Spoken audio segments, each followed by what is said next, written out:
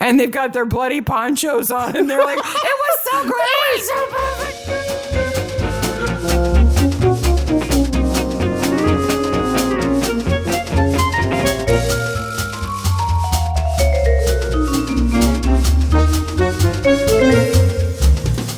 Hey, Maniacs. Hey, Maniacs. Welcome to Mystery Maniacs, a comedy recap podcast dedicated to mystery TV. Each week we dig into an episode of the show, including the murders, the mayhem, the loonies, and everything else we love. This week, Brokenwood Mysteries, Season 5, Episode 3, Tontine. Tontine. Tatooine. No, Tontine. Tontine. Okay. Yes. I'm Mark. I'm Sarah. And this is a spoiler podcast. We're going to ruin it. And we'd also like to say off the top that this particular episode deals with suicide. So just a little. So if you're sensitive to it, you know. Just to let you know. Do what you got to do. I know how it is. But if we're not going to dwell. Your kids are part of a tontine. They're able to listen to the show. Tontines are complicated. They are. And sort of illegal. Yeah, I don't think what happens in this episode is entirely illegal. This will? Yeah. Yeah, I don't think you could do it that way. Because if you can have a will like that, oh boy. We got ideas. We got 4 children. Yeah. Take each other out. Fight for it. Whoever can run a marathon first. Yeah. Oh my God. That's so mean. That's horrifically mean. Meanwhile, our house falls apart. Yep. Everything we own falls apart. Yep. Waiting for one of them to get their crap together and run a marathon. I don't think so. No. We have an invitation, a kind of challenge to those of you who are in the UK. In October, there's going to be a stage production of Midsummer Murders, Badger's Drift. Yes, according to the Midsummer Murders official Instagram site, England's deadliest county comes to the stage for the first time in Midsummer Murders, The Killings at Badger's Drift. If one of you brave souls is near enough by and willing to get some tickets and go, you will be the official Mystery Maniac correspondent. Now, we expect maniac behavior. Yes. We'll have you on the show afterwards. Yep. Ask you all about it. This gripping and thrilling show is touring the UK this year and throughout 2026. Now, if they come to America, well, they're not going to come to America. They're not going to come to Indiana. If they come to America, we will try to see it, of course. But if one of you happens to be near, and we'll post the link to the little bit of information that they've posted so far. That's the entirety of the information. It, but we'll post it. So if you want to follow it to stay abreast of when those tickets become available, it would be awesome to have somebody on the scene. Speaking of Midsummer, there's been lots of talk of dogs on Midsummer on the Reddit. On the subreddit? Yes. Well, people's dogs reacting to the dogs in the podcast, in the show. Our dog would have to wake up. Yeah, she's usually quite asleep. I sent a pretty stern picture of Olive in the newsletter. When is she not stern? She judges for a living. That's what she does. She's very judgy. She's also a supervisor. She'll, like, when I do the laundry, she'll sit there and watch me do it. She follows you. Yeah. And while you get the laundry basket and carry it to the laundry room. Yep. And then she sits down and observes you doing it. Yes. She didn't have no help at all, but she was some kind of permit person in her former life. Yes. I don't know. So the other thing I've been doing is I've been watching the social accounts of the people in Midsummer to see when filming begins and things like that. Mm-hmm. But on Fiona Dollman's Bluesky account the other day, I was presented with an image so horrific, I'm sure I probably made a noise. How bad can it be? Like, so I'm going to show the picture to Sarah. I have not seen this. Sarah has not seen the picture. And she is going to say, what is that? So you've pulled it up and you're going to turn your monitor for me. Yes, this is the picture present. Don't read the text. Okay. Just look at the picture. Okay. Okay. I'm ready. Ah. Can you describe that? It's somebody wearing a rabbit costume. I would say it's a child. The head is about doorknob height. This is not a wholesome rabbit costume. It's really dirty, and one of its ears is ripped, and it looks a bit like it's been shot at, maybe? Is this her child wearing this costume? So this is a thing that would separate UK or UK adjacent people from American people. Because I looked at that and immediately said Velveteen Rabbit. Okay, that is the roughest looking Velveteen Rabbit I have ever seen. The Velveteen Rabbit is supposed to be worn through a lot of love, not look like it's been run over by a car half a dozen times and shot at. While she's still in the suit. Yeah. I was just scrolling along in my feed and I was like, whoa! So we'll put a link to this in the show notes. Velveteen Rabbit is like brown and soft and has some bare patches from the lovin's. But Fiona feels our pain. Fiona definitely understands our pain because Fiona says, so my 11 going on 17-year-old has gone into school as Bella from the Twilight series because it's all about looking cool. And I miss the day where she went as the Velveteen Rabbit and frightened the out of all the other students who had never heard of it. That's great. Oh, we've been watching some good stuff this week. The new series of Survivor started. Yes. It's really good so far. It I know is. not everybody's into that, but we're into but it. It's Nerdvivor now. Yeah. It's all nerds all the time. It's fantastic. But the other show we've been watching, which is much more related to this, is also set in New Zealand. It's called A Remarkable Place to Die, or as we like to call it, Girl Brokenwood. Girl Serious Brokenwood. Yes. Well, a little more serious Yeah. Brokenwood. At one point in the last episode, they were like, we need to have other cops come in. I'm like, I have a suggestion. Call Mike Sims. Calling Mike and Sims and Breen right now. It's good. It is good, but it's not super serious. It's not like Happy Valley or No. Pleasant Valley or wherever that What show. I like about it is that it has a plot in each episode plus some overarching plots. Yes. So you're not waiting for everything to be resolved until the end of the season. And mysterious stuff. Mm-hmm. Like this episode starts with a body falling out of the sky on a poor other guy. Landing on someone. It's worse than the parachute accident by far. Yeah. So that's So I recommend it. You recommend it. I think the lead actress is She's really good. Yeah. I think they do a great job. And the supporting cast is super good too. I agree. Well, Let's talk Tontine. Tontine was released on the 11th of November 2018, directed by Thomas Robbins, no relation, and written by James Griffith and Tim Baum. You almost need two people to keep everything straight in this episode. There are a lot of returning characters like Mrs. Marlowe and Reverend Green, and then Jared comes back from death or whatever, and Jules, who she's got to be a Black Widow by now, right? I mean, was this 3? 3. But then there's also this Nyman family and all of their kids and then the all other their wacky family names associated with it. Yeah, it's just a lot to keep straight. Is a ton to keep. Well, Mike has a chart. Mm-hmm. He makes a logic puzzle. I think I needed to do that too. It's a bit complicated. But the first one that dies is Lester. Yes. Right? So we start with bikes. And I thought this episode was bike. Nope. No. There's no bike chase at the end. Bike dead Lycra. On to the next one. Yeah, it's on to the next one. And they go past a graveyard where Mrs. M is and a character that we don't know. Madison. Who's unpleasant from the get-go. Yes, I would agree.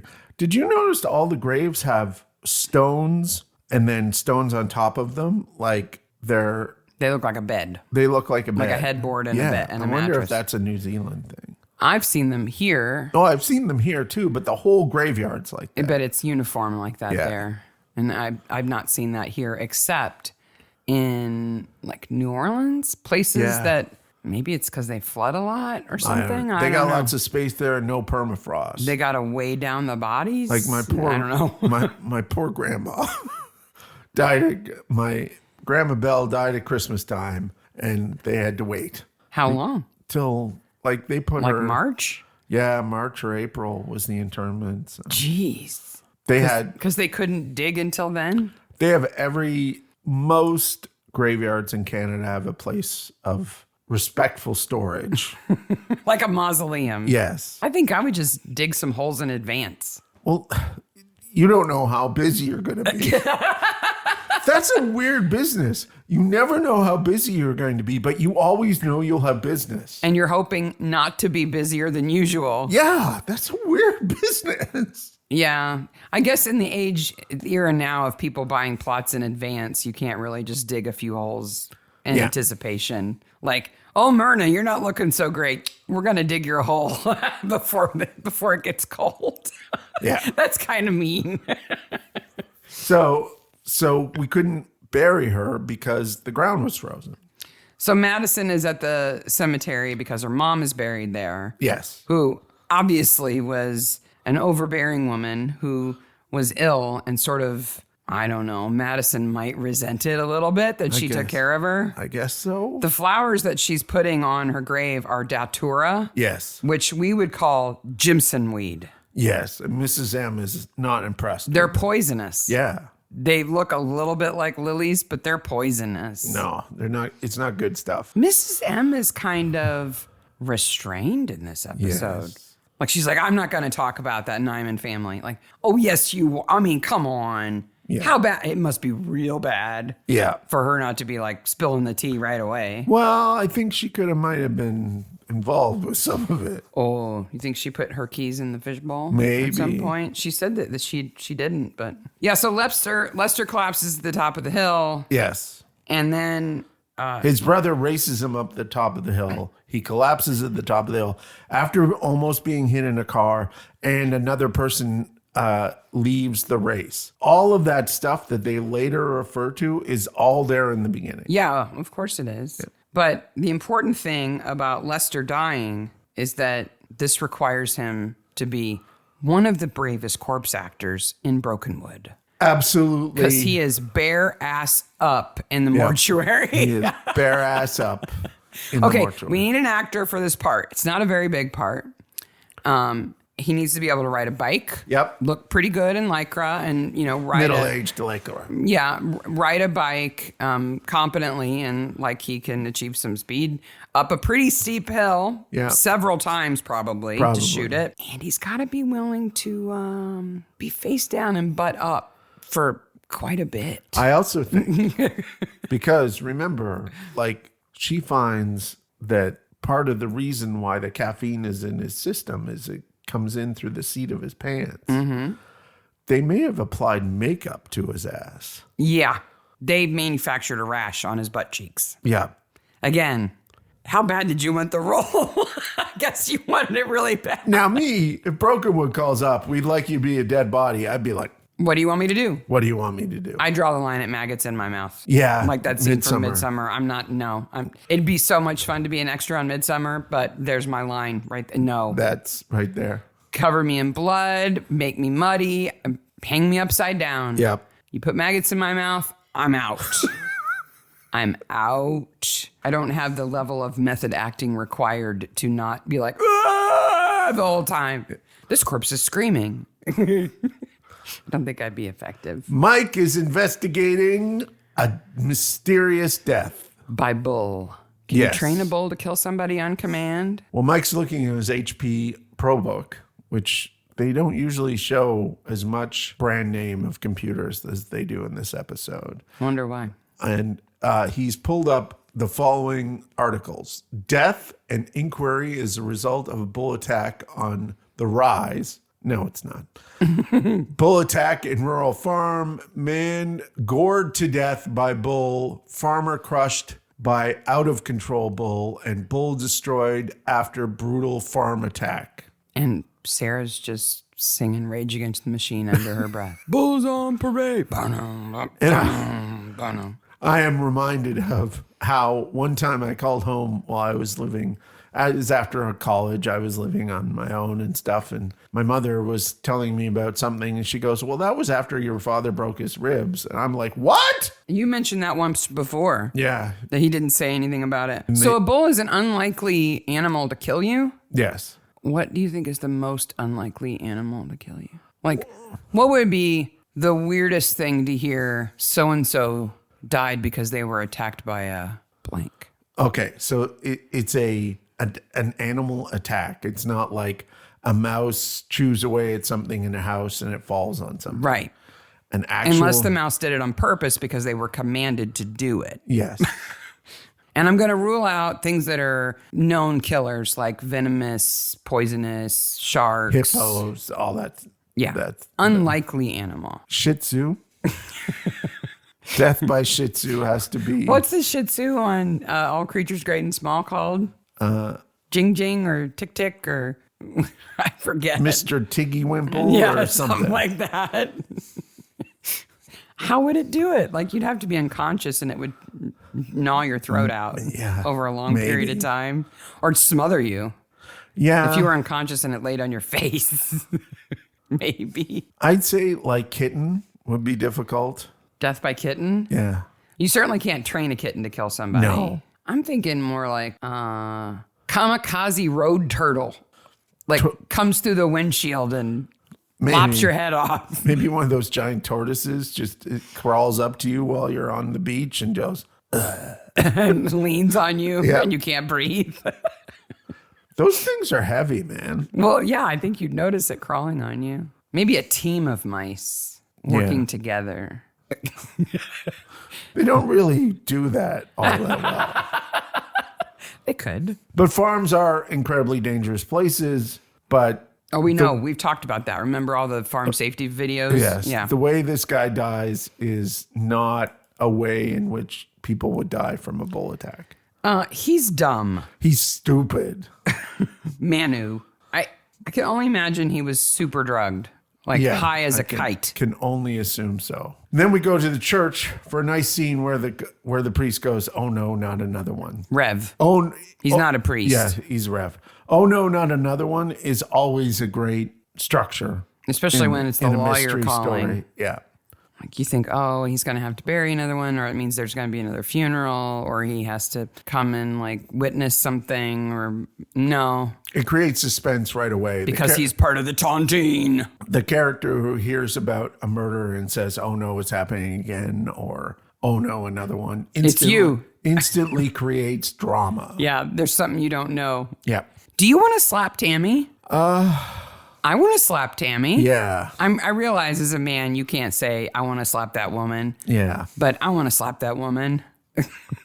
She is so not just abrupt. She's rude right off the get-go. Well, she's boffing the brother, so. Cousin. Oh, sorry, the cousin. Oscar's the cousin. Oh, okay. But this, like, how to look guilty in one step. Yeah. Only crack your door wide enough to slip out and not let the police see inside your home. I mean, like, that will put their radar up right away. Yes. But then she's just mean. Look, he's dead. I don't have time for this. Okay, if somebody close to you, especially your spouse, dies in mysterious circumstances, you have all the time in the world. I'm not going to say anything directly, but indirectly, Tim Baum tends to write middle-aged, unhappy women in marriages as rather abrupt.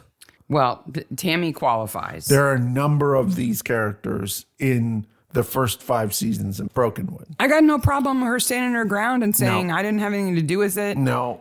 But she's just nasty. And I also don't like, I also know that there are some marriages where the wife would be happy that it would be that way. There's probably plenty of those. Yes. Speaking of happy, Gina and Lester's butt on Whack-A-Mo-Ho Mountain.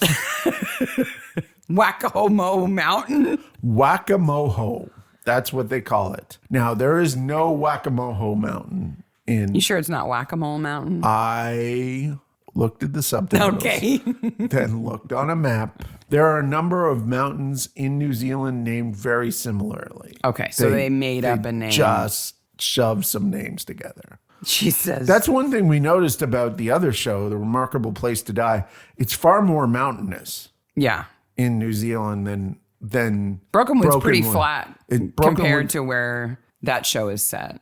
But it's really not all that far away from it. I don't know because Brokenwood's not a real place. Well, yeah.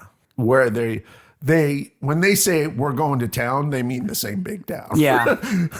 But Mike says to Gina, what can I do for you? And she says, oh, Mike, I love when you say, Gina, how can I do you? He's like, that's not what I said. She's like, it's the same thing. No, it's not. It's not the same thing. No, it's not. I think Lycra brings out the best in men. You've not seen the people in Lycra I've seen, Gina. It doesn't always do that. When I used to run, I wore Lycra, but never as a top layer. You wore it like long johns. Yeah. Yeah. He's got a rash on his ass. Do you think they applied rash makeup to his ass? Mm-hmm. I do. So something is up. They might be pre-prepared prosthetics. Like you take a piece of like wax paper and you brush the latex onto it or the silicone onto it and you make the prosthetic there. And then you just glue it. We have the so skin. many questions for the people who work on these But shows. somebody. How did you do the woman going out of the plane? Did you put a rash on his ass? How much time did you have to spend with your face right next to that man's butt cheeks? Yeah. So Lester's dead. Yes. Manu's dead. Yes. Then we learn that the father is also dead, Carl. Yes. Tragedy strikes at the Nyman farm. 6 months ago, he shot himself. He had terminal cancer. Yep. But he shot himself in the barn. Yes. And the police act like they didn't know about this. It was only 6 months ago, and it was at that farm. They would have attended that scene. I have highlighted and all in caps in my notes, they would know this. Yeah. They would know this as soon as it came in. Like, okay, As soon as they heard Lester's last name. What is the first thing you do? Is you check for other related cases. They would have put in Nyman, Yep. and they would have saw Carl. Yeah. But also, Jethro Nyman has died. Local developer's body found. Drowned on his famous jet ski that he loved more than anything other than liquor. He certainly didn't love his wife. Who? Jethro? Yeah. No. No. Jules? But boy, did he like to drink. As with any show, when you have more characters, those characters, this episode has 10 suspects in it. Yeah. Right? Those characters, for the most part, then become cartoony or caricatures. Otherwise, you can't remember who they are. If they were all subtle and, nuanced, you'd be like, which one's that one? You just don't have enough time to develop it either. When you've got a family that has names like Trevor, Lester, Oscar, Magnus, Jethro, like they're trying to help us. And I always have to get up for these episodes because I'm like, we're fighting over who inherits the farm. I'm like, take my inheritance, please. Yeah, you want a farm? Have it. And then there's Mrs. McTavish, who has helped at the farm, lives at the farm, and has been there forever. Who is Grumpy McGrumperston. She points a gun at Mike. Yeah, I don't like that. I don't think you can do that. No. Even when you're on your own land and you've been hunting, have a gun in your hand, aim it away from the police, fine. But she points it at his back. Yeah. I don't think that's okay. No. How did they get Magnus's picture? It's not the one from the newspaper for the murder board. So did they find Magnus's file and get his picture from that? I guess. Maybe. He's wearing the same shirt that he wears when he shows up at the funeral. That's kind of odd. And like Madison is Madison Mathers, which is so Stan Lee. It's not funny. Peter Parker, Lois Lane. Mathers is better than the actress's last name, which is Newbie Ward. Oh, I'm sorry, Debbie, but your last name is Newbie Ward. And we find out it's caffeine poisoning. Through his butt in his water bottle. Through his butt. Tick, tick, tick. Boom. Through his butt. His poor little butt cheeks are so irritated by it. They are. Okay, so let's talk Tontine. Yeah. So the way Carl leaves the farm is he leaves it equally to 10 different people. Yes. His sons, his nephews, and his one daughter. from another Yeah. family. The son and daughter from another mother. Yeah. And because it's a tontine, it is equally spread among the 10 people. But if one of them dies, then the rest of them have a ninth. Yes. And if another one dies, it goes down to an eighth. Yeah. And Brina's right. The person who invented this kind of financial model was Tontine Yes. in France in the time of Louis XIV. Okay. So this pre-revolutionary France. Right. Right after the 30 Years' War, France extremely broke. They need money. Yep. So Tontine says, hey, Louis, I've got an idea. We can raise money this way. The government will create this program and it will make us money. Okay. And it worked differently than this. So Yes. the way the original Tontine worked was that as a citizen, you would buy a share of the tontine that would be pooled in a bucket, in a pool, with other people your age who also bought in. Now, right? you didn't know these people? No. There was no way to look up these other people? No. So you're 30, you buy a share, your money goes into a pool with other 30-year-olds, and you get annual interest. And this is pre-revolutionary France. So this is not Joe Peasant. No. Or sorry, Jacques Peasant. No. Right? And this is all upper class. And all maintained on paper with a quill. Yes. All right. So you invest, a bunch of other people invest, that money earns interest, and the rate is based on your age at the time you receive the money.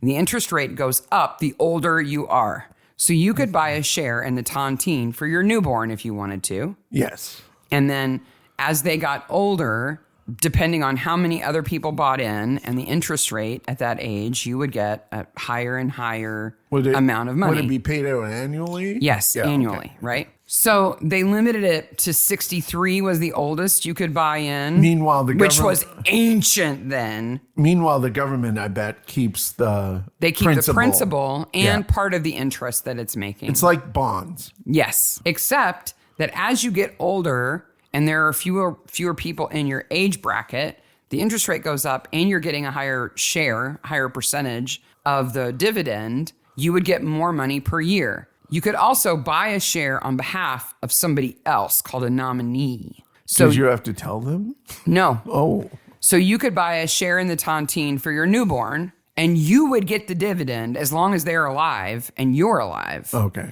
And you could sell your share, but once the person who's the nominee is dead, that's it. You can't leave it to somebody else. You can't inherit the dividend. So there's no It's done. reason to kill the individual then? No, what you'd want to do is kill all the other people who are the same age. Yes. That's what you'd want to do. So if you're 64, you should go off and knock off all the other 64-year-olds so that you can get the money. And then, why are you going to school école with me today? why did you kill all my kindergarten classmates, Papa? So then if everybody in the age group dies, which they eventually would, the government gets to keep the capital and the interest from then on. Oh, okay.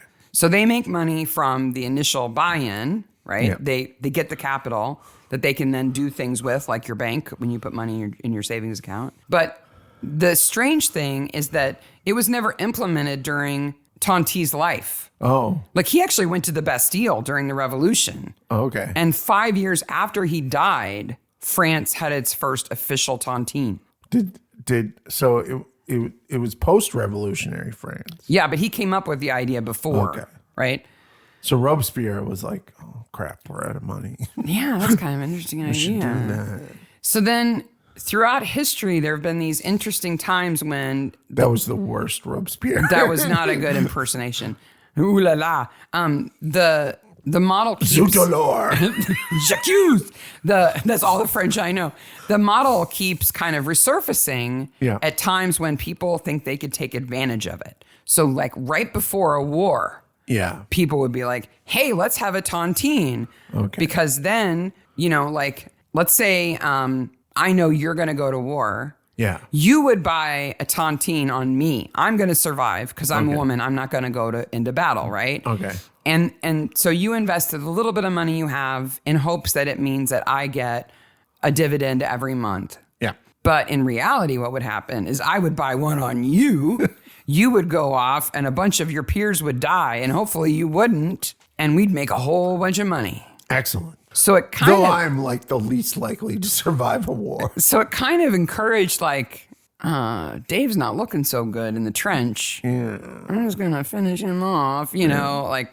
But yeah, They had to be made illegal, and certainly a tontine like this, explained to a judge, the judge would go, no. No, what the law says, at least in the United States, says that wills have to be constructed in a way that they can be immediately applied and resolved. Okay. So you can't, like, if you say, well, this money goes to my kid when they turn 21, the money goes into a trust now. Okay. It can't just sit in a stack in the corner until So they turn 21. we can have the marathon trust. Oh yeah, we can do that, but it has to go in a trust. So it something happens with it now, Okay. right? Yeah. And because there is no legal transfer of this farm to any one person, Yes. this will would not. No. In the United States, it wouldn't be valid. I don't Now, think it's going to be valid anywhere. if the farm went into a trust, Yeah. then maybe. Maybe. But I think Madison, though she's a psychotic killer, is actually right that, or maybe it's Mike who suggests it. Yeah, it's Mike who suggests it.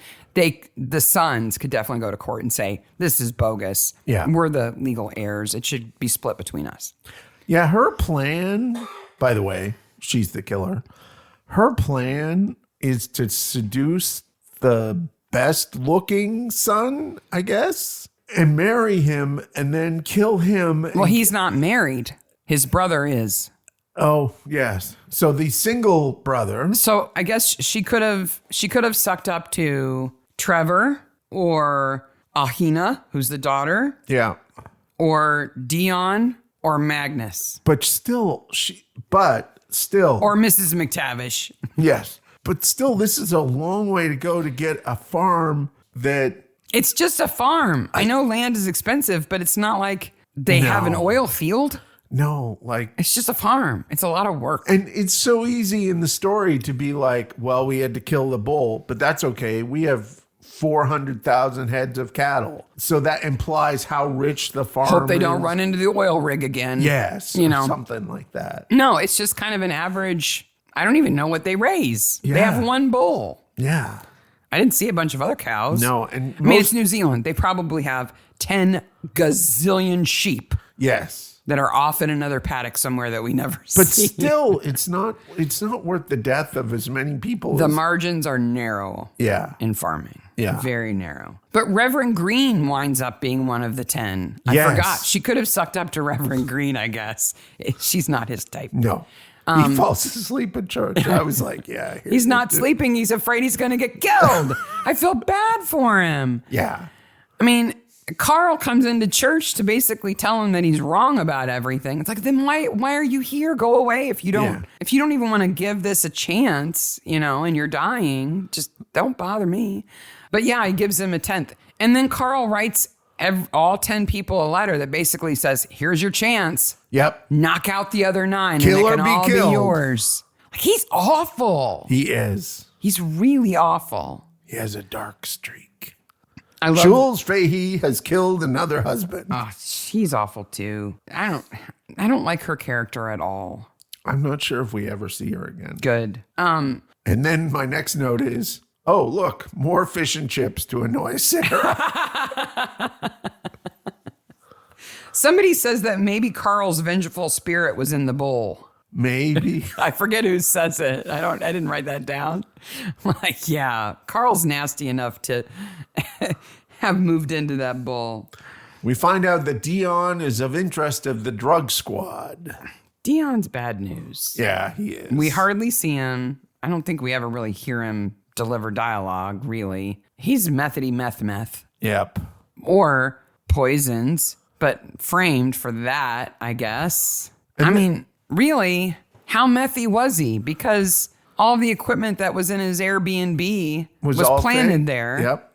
Or was that the equipment that he had in the barn that burned down and they just moved it to his Airbnb and it was his? I think it's a combination of both. It didn't have his fingerprints on it No.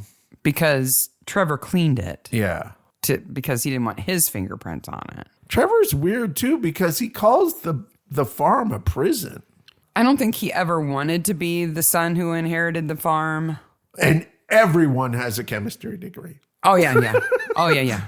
Everybody went for science. Yeah. I think what would have been better is if the 10 of them got together and said, let's just agree to sell this and split it 10 ways. Because none of us want to do this. And I think 9 of them, or like 8 of them at least, would have been like, yeah, let's do this. Mrs. McTavish would have said no. Who else would have said no? Well, Magnus wasn't around. No. They couldn't and find him. Trevor's not going to say no either. No, because he wants out of there. Lester wants out of there. Drinky's going to get out of there. Yeah, Jethro. Yeah. Oscar doesn't want to do it. No. Manu and Ahina don't want anything to do with it. They had all manner of parties up there. 70s car key parties in the fruit bowl. I like that Breen says, well, we could just wait it out and arrest the last person standing.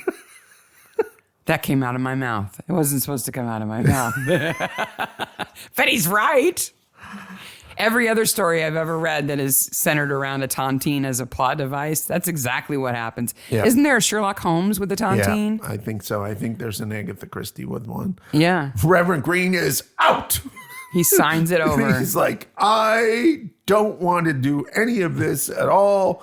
We see the sign for Brokenwood get crashed in. What the Reverend should have done is gone, signed the paperwork, had as many copies as he needed, and then immediately went and delivered the copies to the other living recipients to say, here is the proof. Do not kill me. Yep. Okay? Here I'm you out. Go. I'm out. Don't kill me by mistake because you didn't know that I went to see the lawyer today. I am out. Here's the evidence. You don't usually get a Chernobyl reference in Brokenwood. No, because Dion is so contaminated. Yeah. But not with meth making stuff. He's contaminated with every possible form of poison that either he or Trevor were making. I'm not sure. How was he driving? Badly, yes. Obviously. But they say that he had his letter from Carl taped around his abdomen. I don't know why he would have it there. I don't know. It's not like a document that he would need to protect. No. Without the paper, he still has his claim. He doesn't need the letter to prove that. When something burns down on your property, it's a major thing. And if you make a minor thing out of it, the police are going to notice. Yeah. Oh, it's just some work thing. Like, wait till it's 3/4 burned and then call the fire department. Yeah. But you should definitely call them. You shouldn't just be like, yeah, we just let it burn. Yeah. I know it's right here next to the house, but yeah, we just let it burn. You still call the fire department. Of course you do, even if there's nothing they can do. I love how they still have to sing England's Green and Pleasant Land. They don't have to. They choose to. They choose to, but which is odd. It's colonial behavior. I remember going to church singing that song. What is Magnus wearing when he shows up? I do not know. Is that something you have to wear if you go into the bush? I guess. He's very drunk and very, he's there to eat the scenery, say that you're Pork and Lester's wife. And then get wrestled with. Never a fun phrase. And then have a fight in the church in front of cops. It's never a good thing. So in Australia, they say that somebody went walkabout. Yep. But in New Zealand, they say they went bush. Yep. Can you even do that here?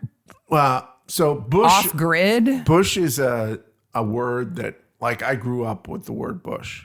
In Canada, I guess you could do it. I mean, Yeah. you could go out into really uninhabited places, and there are big uninhabited places, and live off the land and sleep in a tent, I guess. My parents had hundreds of acres. There could have been people living back there that we didn't know about. I think you would have seen them getting water. I literally would walk all day and at noon have to have my lunch and then turn around and come back because you'd gone as far as you could if you were going to get back. I could if I was going to get back for dinner. I think here, unless you live out west where there's a lot of uninhabited area that's mostly desert and uninhabitable, which is why nobody lives there. I think here you would have to say they went off grid.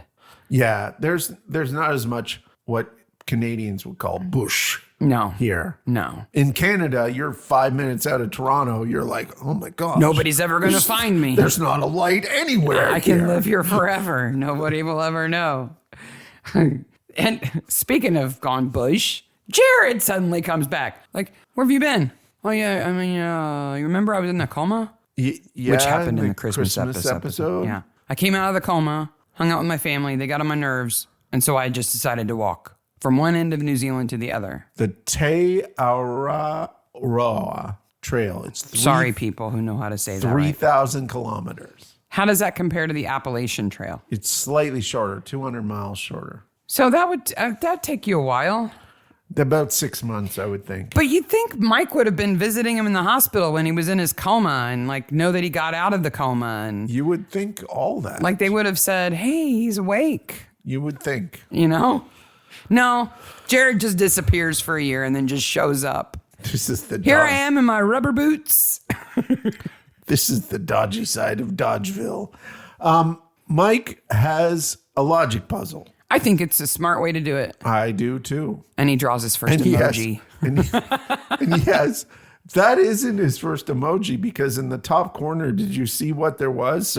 So in the top corner, you differentiate between what the rows are and what the columns are. Right.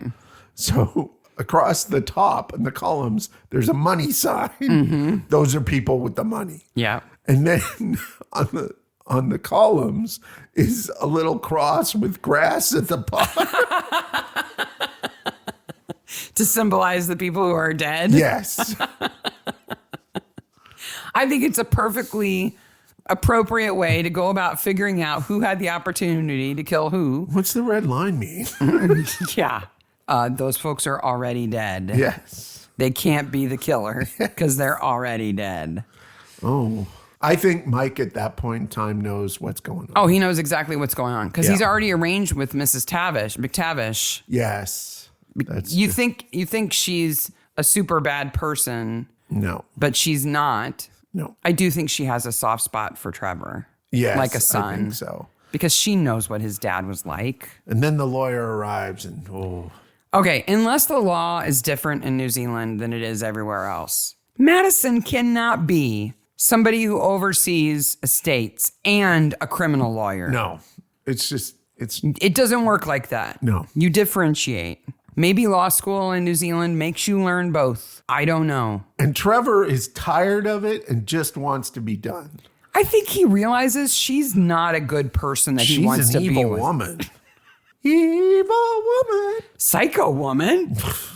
No. And the most she has to gain is a farm. You're going to see off 9 people for really 10 because she's going to have to kill Trevor after she marries him. Sure is a lot of sheep on this farm. I think the Bar Association would have something to say about her. That's what we need the other lawyer to come in and go. Yeah. Even I know that's not right. And I'm me. That's unethical. And I'm a bad lawyer. And they all turn and look at him. Like, ring, ring, it's Pot calling. Are you Kettle picking up? And as soon as you find out that Trevor is in a relationship with the evil woman, like it would be done. Separate them. You can't be his lawyer. All sorts of things. No.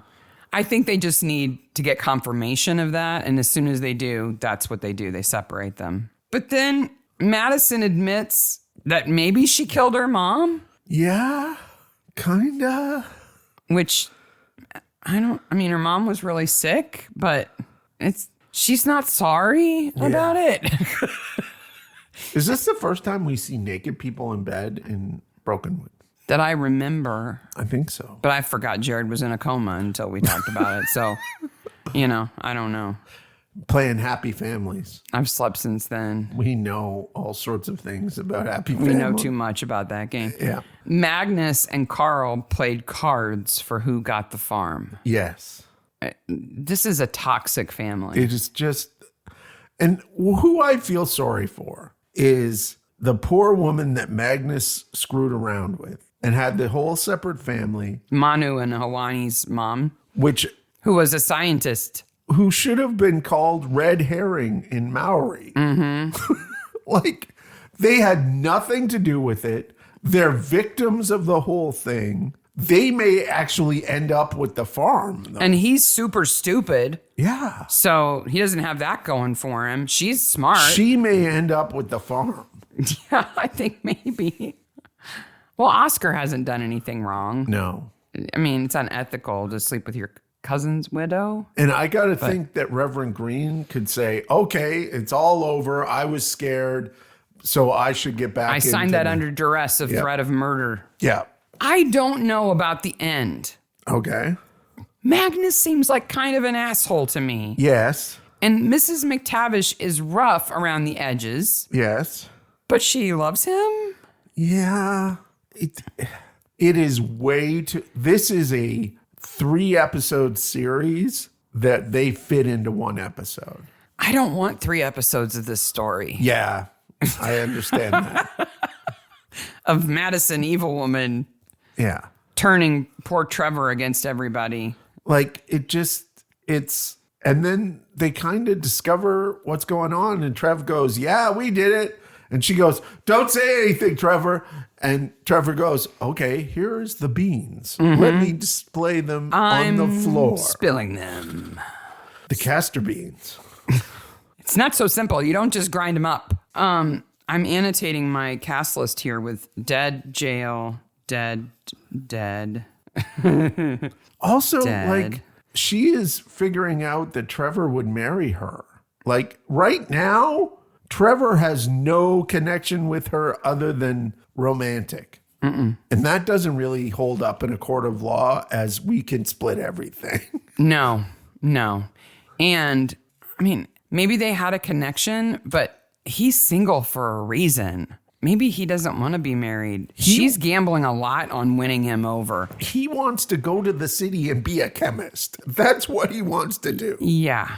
He does not want to live on this farm. Well, she might be kind of counting on that. I guess. That he would sell it because then she could kill him and get the money. But if they're okay, married. You and I have killed everybody so that we could get all this money. And it was your idea. And I've married you now. Toxic. I'll just go to sleep. Never. Like, it is a toxic beginning to a relationship. like he would be smarter than that. The How I Met Your Mother story is not a pleasant one. Oh, Okay, so after the credits, yes. everybody's either dead, in jail, or signed off their share, except Oscar, Mrs. McTavish, and Magnus. What about the other family? Oh, Awahina. Yeah. So now it gets split 4 ways. Yeah. Though with Magnus and Mrs. McTavish being a couple, they're kind of sharing their half. So I'm going to guess that Oscar and Awahina say, buy us out. I would You say can keep it, buy us out. we're either going to keep it or let us develop it, and you can go live where you want because we're going to make so much money on the Mrs. McTavish is never leaving that farm. Yeah.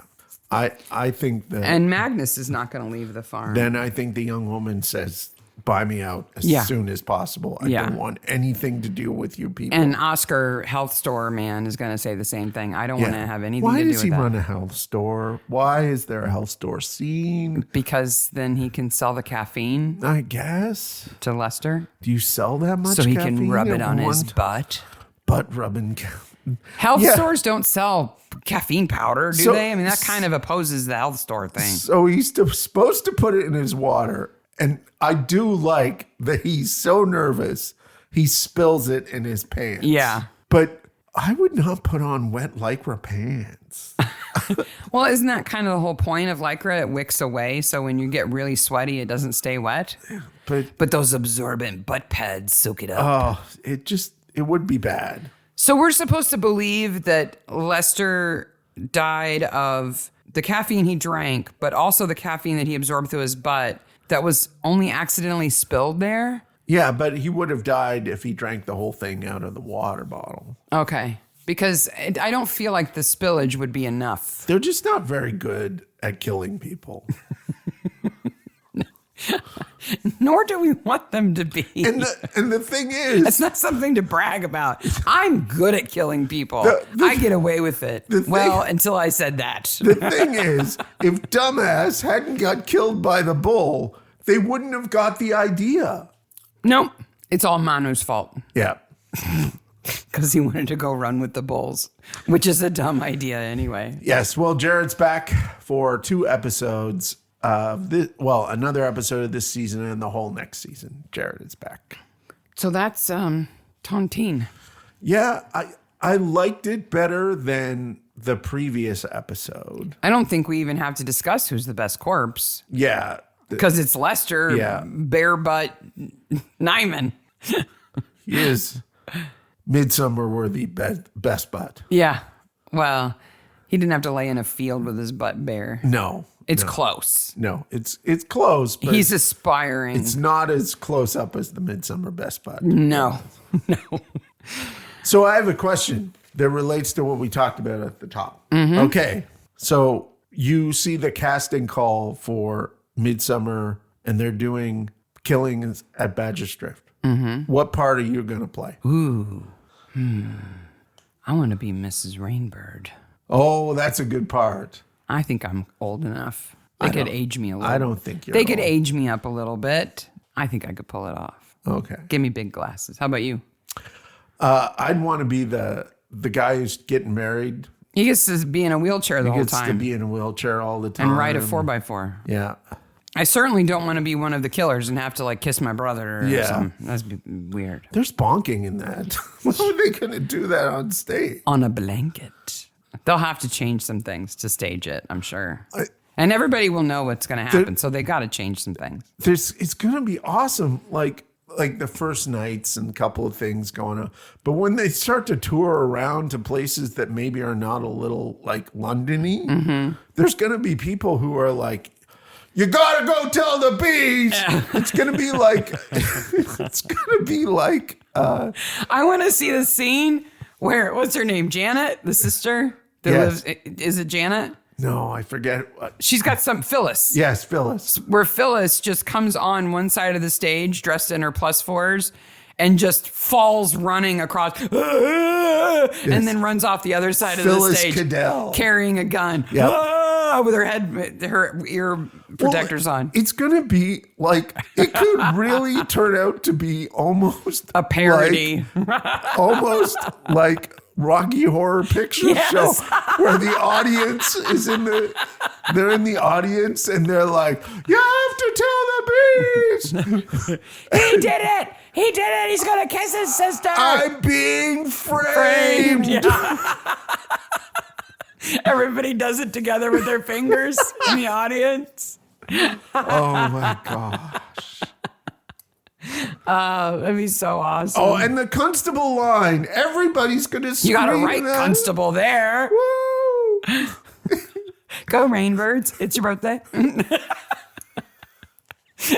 And the front row has to like cover themselves in plastic like they're at a Gallagher concert, because when the Rainbirds get killed, it just shoots out. The blood just splatters the first 3 rows. But everybody knows With it. sandwiches. Yes. There's ice sombreros just shooting out of like a cannon. Oh, we need a correspondent. It's never going to live up to this. No, but I want it so bad. But if you get a ticket in the first row and they give you a free Midsummer poncho, it's because you need it. and if on. it comes to the U.S., we're going and we're doing all that shit. We're going to be the worst audience members I ever. don't care. We'll get kicked out. Somebody will try to kick us out, and some old lady will stand up and go, "They're the maniacs!" Don't you touch the maniacs. Back off. Listen to Edna.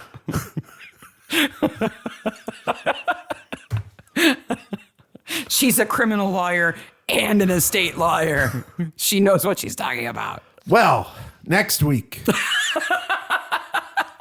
Brokenwood, Season 5, Episode 4, The Dark Angel. I can't breathe. I just had an image of a bunch of old folks piling onto the bus to go back to the old folks home after seeing the Midsummer stage show, and they've got their bloody ponchos on, and they're like, it was so great. It was so perfect. They said to go tell the beat. And they say, I'm being framed. And then the frame thing. He's a right constable.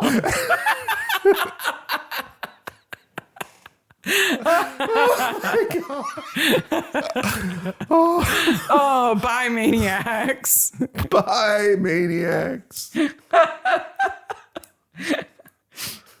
Oh, Edna, squeegee the blood off your poncho before you get on the bus. Thanks for joining us on the Mystery Maniacs podcast. If you enjoyed our crazy podcast today, don't miss out on future episodes. Follow us on social media for updates, behind-the-scenes content, and exclusive sneak peeks. Subscribe, like, and share to spread the word. Bye, Maniacs. And now, for your listening pleasure, on our stage, doing one of his famous lyrical dramatic readings, Mark Bell. This is Evil Woman by Electric Light Orchestra. Hey, woman, you got the blues, 'cause you ain't got no one else to use. There's an open road that leads nowhere, so just make some miles between here and there. There's a hole in my head where the rain comes in. You took my body and played to win. Ha ha, woman! It's crying shame. But you ain't got nobody else to blame. Evil woman, evil woman, evil woman, evil woman.